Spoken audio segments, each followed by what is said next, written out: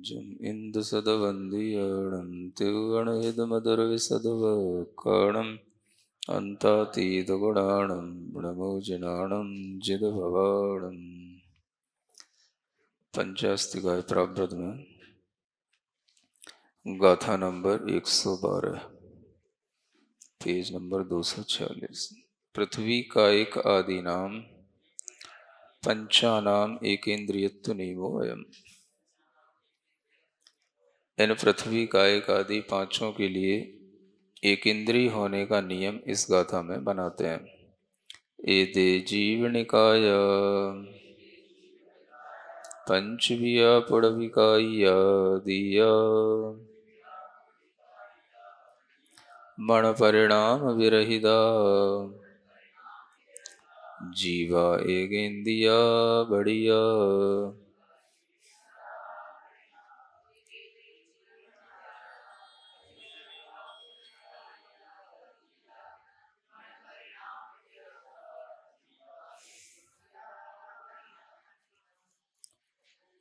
ये जीव निकाय माने जीवों का जो समूह है, पंचविहा पांच प्रकार का है, पुड़विकाय आदि ये कहे जाते हैं। ये सभी मन परिणाम से रहित हैं, सभी एक इंद्रिय जीव बढ़िया माने कहे गए हैं। पृथ्वी कायिक आदि ही जीवा स्पर्शन इंद्रिय आवरण क्षयोपशमात्।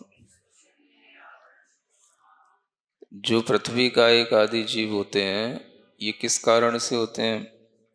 तो इनमें एक स्पर्शन इंद्रिय आवरण कर्म का ही क्षयोपशम होता है। यानी आत्मा पर इंद्रियों संबंधी भी आवरण पड़े रहते हैं। तो जितना जो आवरण हटेगा उसे उस इंद्रिय की प्राप्ति उस आवरण के अनुरूप होगी। तो ये सब आत्मा के ऊपर आने वाले आवरण हैं। यानी एक इंद्रिय जीव के लिए रसना इंद्रिय का आवरण पूरा पूरा है, घ्राण चक्षु आदि इंद्रियों का आवरण ये पूरा पड़ा हुआ है। बस क्षयोपशम है तो किसका? एक स्पर्शन इंद्रिय का। तो जिस इंद्रिय का क्षयोपशम होगा उतना सा ज्ञान उसे प्रकट होगा, उतना ही वो इंद्रिय काम करेगी। बाकी सभी इंद्रियों के आवरण उसके लिए उससे पूरा पूरा घात करेंगे। तो ये सभी भी एक आवरण कर्म है ना, जो एक तरह से ज्ञानावरण के ही भेदों में आ जाते हैं। जैसे ज्ञान के ऊपर आवरण आता है तो वो ज्ञान किस संबंधी? तो मतिक ज्ञान संबंधी।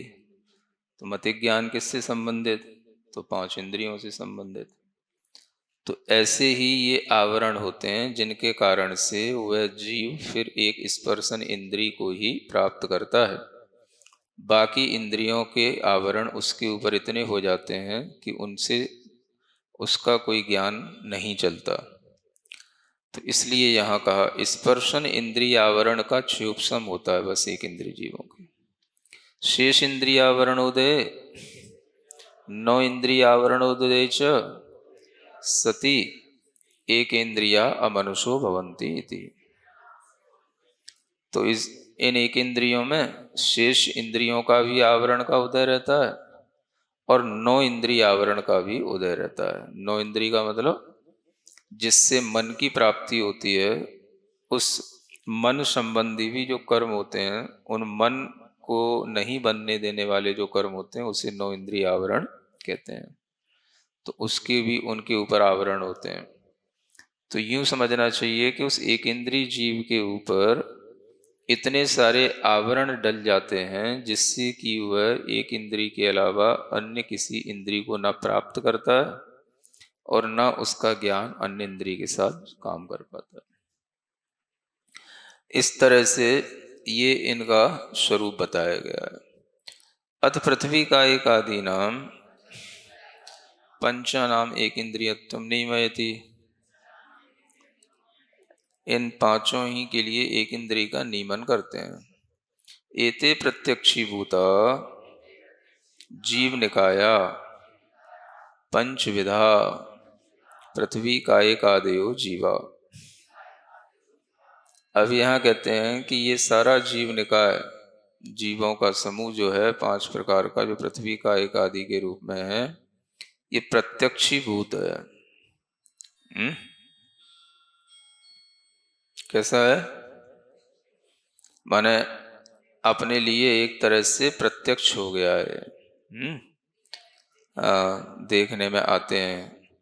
ते कथम भूता बढ़िता मनः परिणाम विरहिता, ये मन परिणाम से रहित कहे गए। न केवलम मनः परिणाम विरहिता एक इंद्रियाश्च, केवल मनः परिणाम से ही रहित नहीं है, एक इंद्रिय वाले भी हैं, ये भी है। कस्मिन सती इत्थम भूता बढ़िता, क्या होने पर ऐसे कहे गए हैं? वीर्यांतराय स्पर्शन इंद्रियावरण क्षयोपशम लाभात शेष इंद्रियावरण उदय नो इंद्रियावरण उदय च सती इति। यानी इनके अंदर स्पर्शन इंद्रिय आवरण के क्षयोपशम का तो लाभ होता है, और जितना इंद्रिय आवरण का क्षयोपशम होगा उसी के अनुसार वीर्यांतराय कर्म का भी क्षयोपशम होता है। यानी ज्ञान तभी काम करता है जब आत्मा के अंदर वीर्यांतराय कर्म के क्षयोपशम से कुछ उसे शक्ति प्राप्त हो, है ना। माने बिना शक्ति के ज्ञान काम नहीं करता। जहाँ जहाँ पर ज्ञान के क्षयोपशम की बात आती है, वहाँ वहाँ पर वीर्यांतराय कर्म का क्षयोपशम होना भी आवश्यक होता है ना। क्या सुना? ज्ञान के क्षयोपशम के साथ में जो आत्मवीर्य है वो होना चाहिए। अगर वो नहीं होगा तो वह ज्ञान भी कोई काम सा नहीं कर पाता। तो ये क्षयोपशम होने पर ही एक तरह से शक्ति रहती है जानने की, उत्साह बना रहता है, या जानने की शक्ति रहती है, वो इस वीर्यांतराय के कारण से रहती है। अन्यथा आपने ये भी देखा होगा कि बहुत से लोगों के पर ज्ञान का क्षयोपशम होते हुए भी अगर उनके अंदर ये वीर्यांतराय कर्म का क्षयोपशम नहीं होता तो उन्हें जो ज्ञान में है उसको भी जानने की शक्ति नहीं रहती कि मेरे पास कुछ ज्ञान है कि नहीं, या मैं इस ज्ञान का कोई लाभ अपने लिए दूसरों के लिए दे सकता हूँ कि नहीं। मानो ज्ञान है लेकिन उस ज्ञान का आप लाभ कुछ नहीं ले रहे हैं, ना अपने लिए ना दूसरों के लिए। तो अपने लिए भी लाभ कब मिलेगा? कई बार जैसे आप किसी भी क्षेत्र में हो, मान लो आप डॉक्टर हैं, है ना, जज हैं, लॉयर हैं, तो नॉलेज तो बहुत है, लेकिन अब आप उसको स्वयं में भी उस ज्ञान को कैसे समझेंगे कि हमारे काम में आ रहा है? तो जब तक आपके पास में खुद इंटरेस्ट ना हो कि हम उसको देखें, फिर से रिवाइज करें, फिर से हम उसको पढ़ें, तो वो ज्ञान आपके भी काम का नहीं है ना। और उस ज्ञान से आप दूसरों के लिए भी कुछ अच्छा करना चाहें तो वो करने की भी आप में उत्साह नहीं आ रहा कि हम इस ज्ञान को दूसरों को भी दे दें। और आपको पता है कि हमने पहले बहुत पढ़ रखा है, हमारे पास बहुत ज्ञान है, लेकिन आप उसका उपयोग नहीं कर पा रहे। किसके कारण? हाँ, तो आप खुद में भी नहीं जान पाओगे। खुद में भी जैसे जानने की शक्ति आए कि भाई इस पुस्तक में ये लिखा हुआ है, ये कहा गया है, यहाँ ये ज्ञान है, ये खुद में भी अगर जानने की इच्छा आती है कभी, तो ये इसमें ये शक्ति जरूरत पड़ती है ना। जैसे आपसे अभी कुछ कहें कि आपने कुछ याद किया है, आपने पहले कभी कुछ पढ़ा है, तो आप उसको अपने माइंड में अपने आप रिवाइज करो, तो आप अपने आप रिवाइज नहीं कर पाओगे उसको। वो तब होगा जब आप में थोड़ी भीतर से इस शक्ति हो, और अगर आप में ये शक्ति है तो आप थोड़ा सा सोच सकोगे। और अगर इस शक्ति की कमी पड़ गई किसी भी तरह से, मान लो अब देखो, इसके साथ जो शक्ति जुड़ी है वो तो ठीक ही है, अगर आपके शरीर की शक्ति भी कम पड़ जाती है ना, तो भी आप याद की हुई चीजों को रिवाइज नहीं कर सकते। मान लो आपको बुखार आ गया, हल्की सी हरारत हो गई, है ना अब आपके पास जो ज्ञान है, अब आप उसको रिवाइज करने की, हाँ, मन भी करोगे रिवाइज करें कुछ करें तो वो होगा नहीं, वो जोर आप डाल नहीं पाओगे दिमाग पे। थोड़ी सी भी हरारत आ जाए तो फिर ज्ञान का कुछ भी उपयोग अपने लिए भी नहीं होता, सिवाय नमो हरियंताणम नमो सिद्धाणम के कुछ काम नहीं आता, है ना। तो फिर ये सब वीर्यांतराय कर्म का क्षोभसम रहने पर ही सब काम आता है। गाथा पढ़ लो, स्वयं में भी मान लो कोई पाठ याद है तो पाठ याद कर लो, मान लो आपको तत्वार सूत्र याद है, रतकंड श्राव का चार याद है, अगर हरारत हो जाएगी तो आप उसको रिवाइज करने की इच्छा नहीं करोगे, आप उसको याद नहीं कर पाओगे। बहुत ताकत लगाओगे, बहुत मन बनाओगे तो बात अलग है, बाकी आपका दिमाग कहेगा नमो हरियंताणम ही पढ़ो है ना। तो ये एक स्थिति बनती है, ज्ञान के साथ शक्ति होना जरूरी है, नॉलेज हो और भीतर से उत्साह भी हो तो वो नॉलेज काम में आती है, और अगर वो उत्साह नहीं आ रहा भीतर से कोई भी तरह की वीकनेस के कारण से, तो फिर वो नॉलेज काम में आती नहीं। इसलिए सर्वत्र आचार्यों ने जहां पर भी ज्ञानावरण के क्षयोपशम की बात कही, वहां पर वीर्यांतराय के क्षयोपशम की भी बात कही है ना।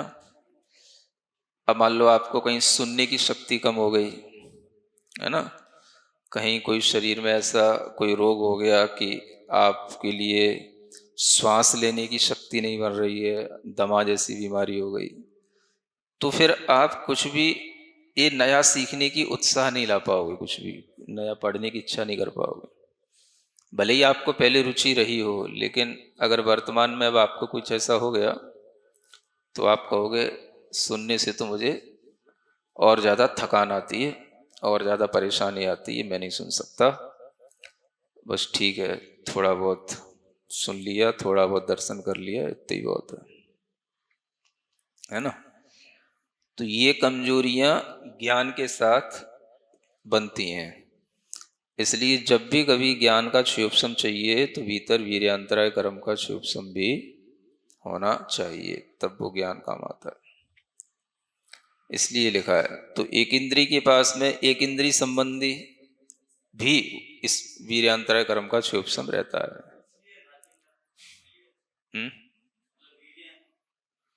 इसलिए हाँ, घातीय कर्म में लिया, ये आत्मा के गुणों का घात करता है।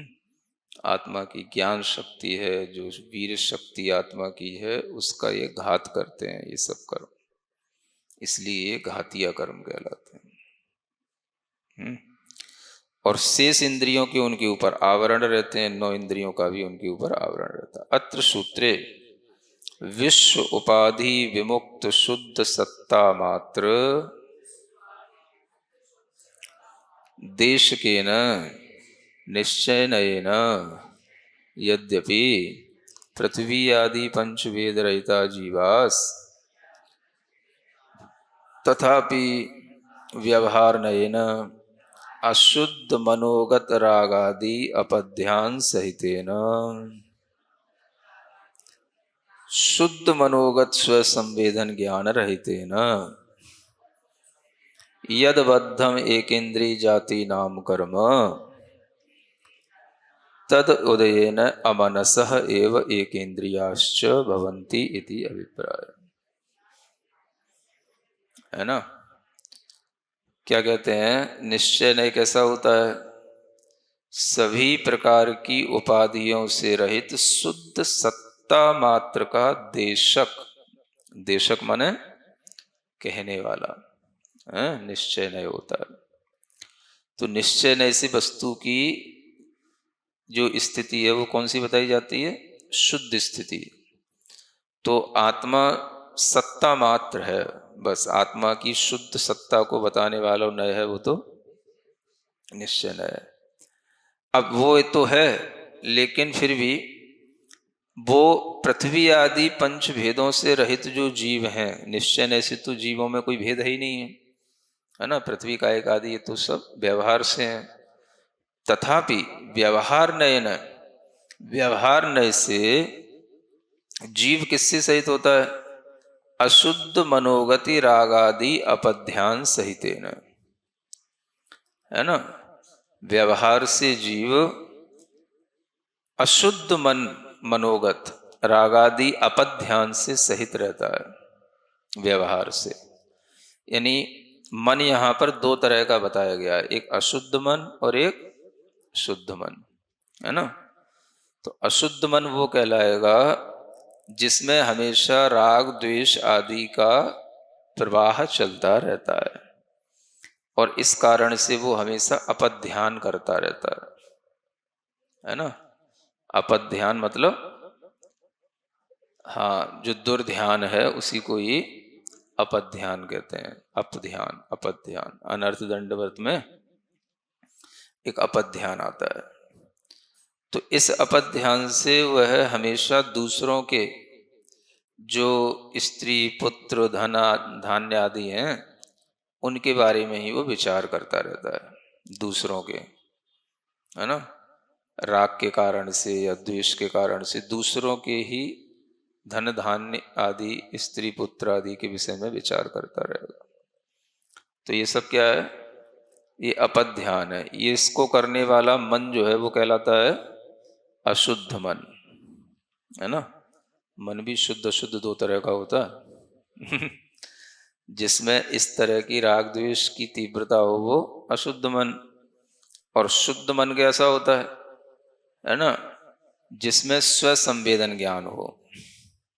क्या हो? जिसमें, हाँ, मतलब सिर्फ अपने स्व आत्मा के संवेदन रूप जब ज्ञान होता है तो वो शुद्ध मनोगत कहलाता है। तो शुद्ध मनोगत स्व संवेदन ज्ञान से भी जो रहित होकर के जीव जब रहते हैं तो वह क्या कर लेते हैं? एक इंद्रिय जाति नाम कर्म का बंद कर लिया पहले, उसी का उदय आया, इसी कारण से वह मन रहित होकर के एक इंद्रिय जीव बन जाते हैं। ये अभिप्राय है। यानी जो जीव अशुद्ध मन से सहित होते हैं और शुद्ध मन से हमेशा रहित रहते हैं, वे ही ऐसे एक इंद्रिय आदि जाति नाम कर्म का बंद करते हैं और भविष्य में वह कभी मन रहित भी बन जाते हैं। यानी अशुद्ध मन की परिणति उन्हें मन रहित पर्याय में ले जाती है ना। मतलब ज्यादा मन में अगर अशुद्ध विचार आते हैं तो वह विचार ही उस जीव के कर्म इस तरह से बांधते जाते हैं कि वह आगामी समय में उसे ऐसी निम्न निकृष्ट पर्यायों में ले जाते हैं। वही से। तो ये जो है इन एक इंद्रिय जीवों के लिए कारणभूत जो सामग्री है वो ये है कि जीव एक इंद्रिय क्यों बन जाते हैं, है ना। तो शुद्ध मन से अगर कभी स्वसंवेदन ज्ञान लिया जाए, या जहाँ पर स्वसंवेदन ज्ञान जिन शास्त्रों से मिलता है उस ज्ञान को, उस शास्त्रों को पढ़ करके थोड़ा स्वसंवेदन ज्ञान से युक्त मन की परिणति बनी हो, तो उन जीवों में एक संस्कार आ जाता है, और वो संस्कार फिर उन्हें इस तरह से एक इंद्रिय पर्याय से वंचित करता है। अन्यथा ये होता है। इस तरह से यहाँ पर एक इंद्रिय जीवों के लिए कारण बताया है। इसलिए जब सिद्धांत शास्त्र पढ़ते हैं ना तो उनमें एक चीज आती है कि एक इंद्रिय पर्याय में भी अगर आप रह लिए, त्रिश पर्याय में भी रह लिए, तो उस पर्याय का भी एक काल है। पूरी त्रिश पर्याय में आप कितने सागर तक रह सकते हैं? 2000 सागर, है ना। तो उतना काल पूरा होने के बाद में एक इंद्रिय बनना है निश्चित रूप से। अ, अगर वो काल में आप अपना मन शुद्ध नहीं कर पाए तो उस अशुद्ध मन से फिर जीव एक इंद्रिय पर्याय को प्राप्त हो जाएगा। ये सिद्धांत है। तो इससे भी यही समझ में आता है कि जो जीव त्रस पर्याय में रहते हुए इस तरह का कुछ स्व संवेदन श्रुत ज्ञान आदि का अर्जन नहीं करते, उन जीवों का भविष्य अंधकार में पड़ जाता है। एकेन्द्रियाणाम चैतन्य अस्तित्वे दृष्टांत उपन्यासो अयम। अब एकेंद्रियों में भी चैतन्य का अस्तित्व तो रहता है, ऐसा बताने के लिए यहाँ पर कुछ दृष्टांत दिया जा रहा है। अंडे सुपवड्ढंता गव्वत्था मानुषायमोच्छ गया जारिसिया तारिसया जीवा एगेन्द्रिया नेया।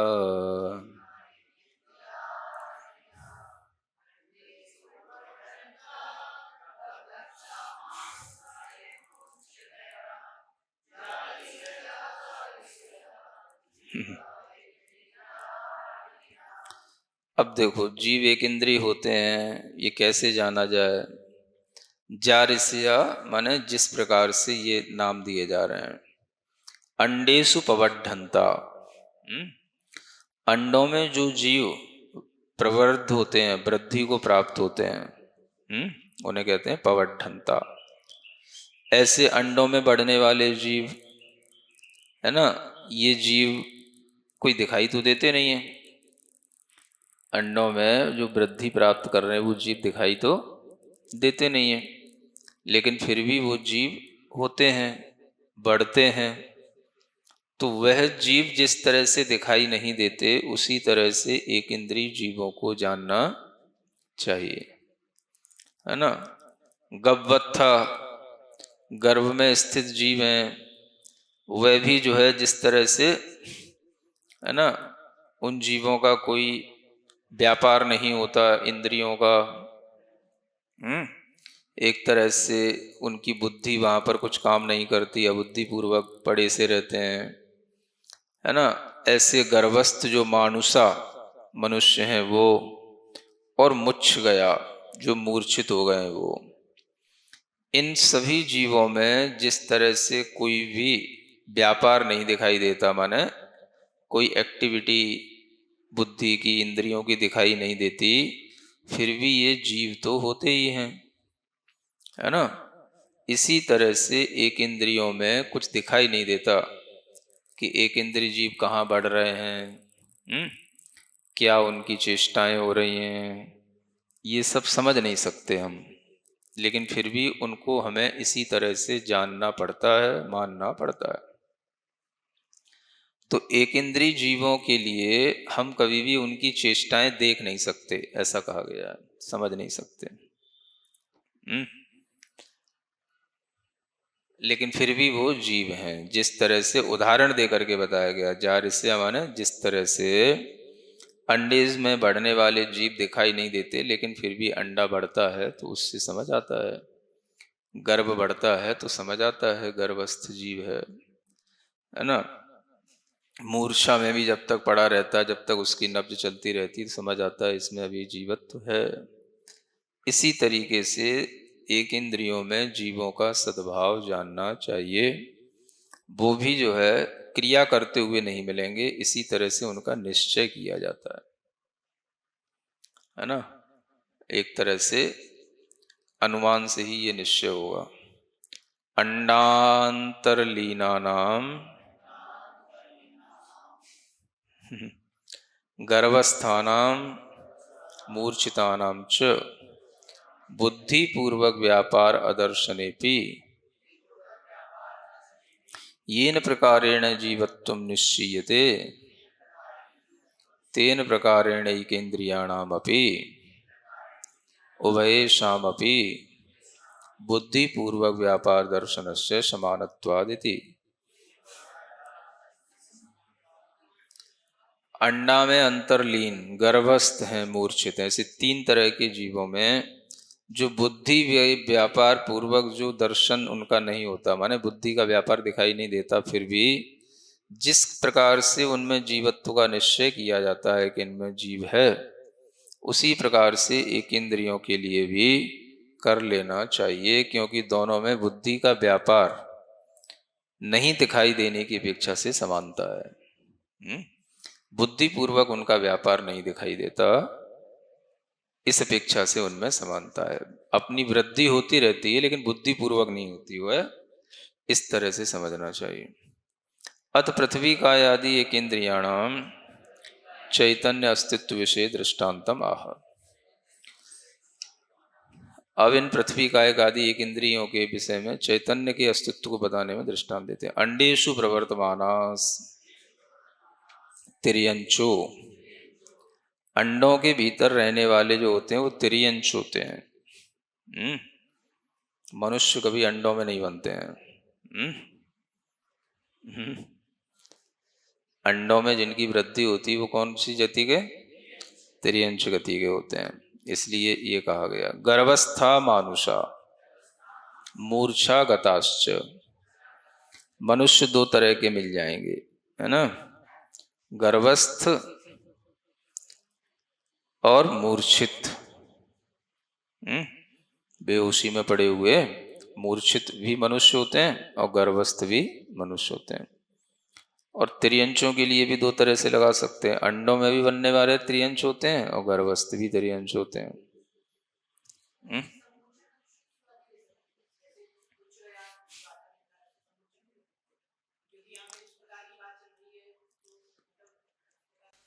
मूर्छा को गए हुए, मूर्छा मुच्छ गया माने मूर्छा को प्राप्त, मूर्छा प्राप्त।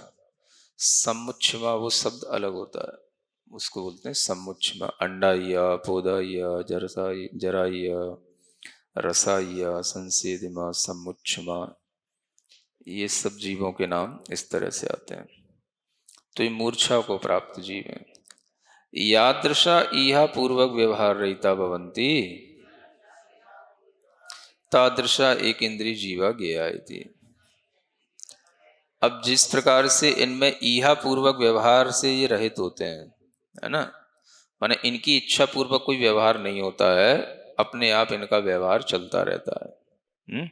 उसी तरह से एक इंद्रिय जीव जानना चाहिए। तथा ही यथा अंडजादी नाम शरीर पुष्टिम दृष्ट्वा बहिरंग व्यापार अभावेपि चैतन्य अस्तित्वं गम्यते मिलांताम दृष्ट्वा नास्तित्वं च ज्ञायते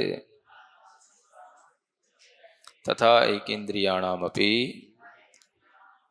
यानी अंडज आदि जीवों में शरीर की पुष्टि को देख करके ही उनके चेतना है, इस तरह से उनका अस्तित्व जान लिया जाता है। भले ही उनमें बहिरंग व्यापार कुछ भी दिखाई नहीं देता, तो बहिरंग व्यापार का अभाव होने पर भी उनका शरीर की पुष्टि देख करके, है ना, उन अंडज आदि जीवों की शरीर की वृद्धि हो रही है। जीव की वृद्धि दिखाई नहीं देती, उस शरीर की वृद्धि से उसके आकार की वृद्धि दिखाई देती है। तो उसको देख करके चैतन्य का अस्तित्व जान लिया जाता है। और जब उसी की वृद्धि में मिलानता आ जाती है तो वह उसी के कारण से उसमें अब जीव नहीं है, ये भी अनुमान लगा लिया जाता है। उसी तरह से एक इंद्रियों का भी अनुमान लगा लेना चाहिए। इसीलिए कुछ लोग कहते हैं कि एक इंद्रिय जीवों में भी जो है ऐसी वृद्धियां जब तक जीव रहता है तो होती रहती हैं, है ना। जैसे पर्वत हैं तो लोग कहते हैं पर्वत जब तक बढ़ता रहता है तब तक जो है वो जीव उसमें है। पर्वत भी बढ़ते हैं, वनस्पति तो बढ़ती है। कई लोग कहते हैं पर्वत भी बढ़ता है और कुछ पर्वत घटते भी हैं।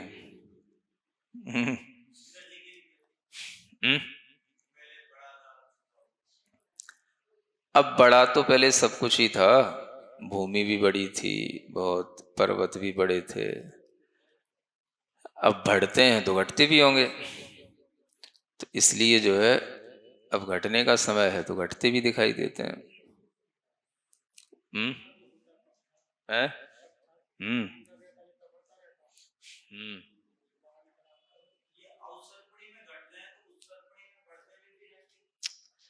नहीं, ये अवसर्पणी उत्सर्पणी से घटना बढ़ना अलग चीज है, और इनके अंदर जीवत्व होने से घटना बढ़ना अलग चीज है, ये बताना चाह रहे हैं।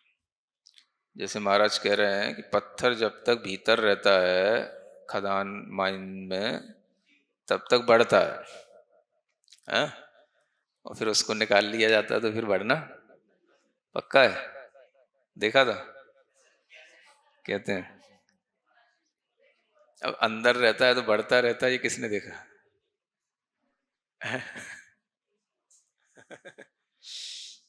अब कहते हैं ऐसा, अब अंदर बढ़ता रहता है ना, फिर उसको काट लिया निकाल लिया तो बंद हो गया बढ़ना। अ, तो ऐसा कोई नियम नहीं है ना कि जमीन से जब तक लगा रहता है तब तक वो बढ़ता ही रहता है। हुँ? ऐसे कितने ही पत्थर होंगे जो जमीन से लगे तो रहते हैं लेकिन बढ़ते कहाँ हैं। ऐसे बढ़ते होते तो फिर ये सवरे तुम्हारी छोटी छोटी पहाड़ियां ये सब बढ़ बढ़ के कितनी बड़ी हो गई होती। हुँ?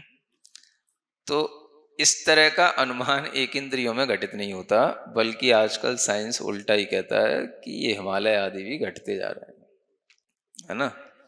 है। घटता जा रहा है।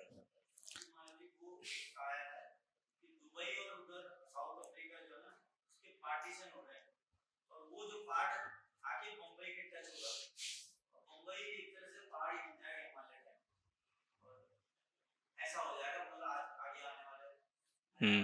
हम्म। हाँ, अब हजारों सालों की कल्पनाएं किसने की है। तो अब अयम अत्र भावार्थ है। अब यहाँ भावार्थ क्या है? परमार्थ है ना, स्वाधीन अनंत ज्ञान सुख सहित जीव पश्चात अज्ञानेन पराधीन इंद्रिय सुखासक्तो भूत्वा यत् कर्म बदनाति तेन अंडजादि सदृशम एक इंद्रियजम दुखितम चात्मानम करोति। है ना? परमार्थ से तो जीव कैसा है? स्वाधीन है ना? परमार्थ से तो स्वाधीन है, व्यवहार से पराधीन है। वास्तव में तो जीव कैसा है? स्वाधीन है। हूँ स्वतंत्र निश्चल निष्काम। तो जीव स्वतंत्र है, निश्चल है, स्वाधीन है, ये उसका वास्तविक स्वभाव है। अनंत ज्ञान सुख आदि से सहित है। ये तो हो गया पश्चात, बाद में जो है वो अज्ञान से पराधीन हो जाता है इंद्रिय सुखों में आसक्त होने से, क्योंकि इंद्रिय सुख पराधीन होते हैं, इसलिए वो पराधीन इंद्रिय सुखों में आसक्त होने से वह जीव धीरे धीरे पराधीन हो जाता है। तो जो इंद्रिय सुखों में आसक्त हो जाते हैं वो पराधीन होते हैं, और जो इंद्रिय सुखों से रहित हो जाते हैं वो स्वाधीन हो जाते हैं। तो पहले जीव स्वाधीन था, बाद में अज्ञान से वो पराधीन हो गया। बाद में का मतलब यही तो लिखा मतलब परमार्थ से तो जीव स्वाधीन ही रहता है। फिर बाद में वह अज्ञान से पराधीन हो जाता है। बाद में का मतलब अब जीव जब अपने स्वाधीन स्वभाव में नहीं रहा तो वो बाद में पराधीन स्वभाव में आ गया। तो इसलिए वह पराधीन होकर के इंद्रिय सुख में आसक्त होकर के फिर जो कर्म बांध लेता है, उसी के कारण से वो अंडज आदि के सदृश एक इंद्रियों से उत्पन्न दुखों से अपनी आत्मा को बना लेता है, दुखों से युक्त कर लेता है अपनी आत्मा को। तो ये सब जो है पराधीनता के कारण से, इंद्रिय सुखों में पराधीन होने से इस तरह के कर्मों का बंध जीव करता है। एवं पंच स्थावर व्याख्यान मुख्यतया गाथा चतुष्टयेन द्वितीय स्थलम गतम। इस तरह से पंच स्थावरों के व्याख्यान की मुख्यता से 4 गाथाओं में द्वितीय स्थल समाप्त हो जाता है। सिरिजिणवाणी जग कल्याणी जग जन मदतम मोहरी जणमण हारी गढ़हर हारी जम जरा भव रोग हरि तिथियराणम दिव्य झुणिम जो पड़ई सुणई मय्ये धारई राणम सौख मणंतम धरिय सासद मोक्ष पदम पावई सासद मोक्ष पदम पावई।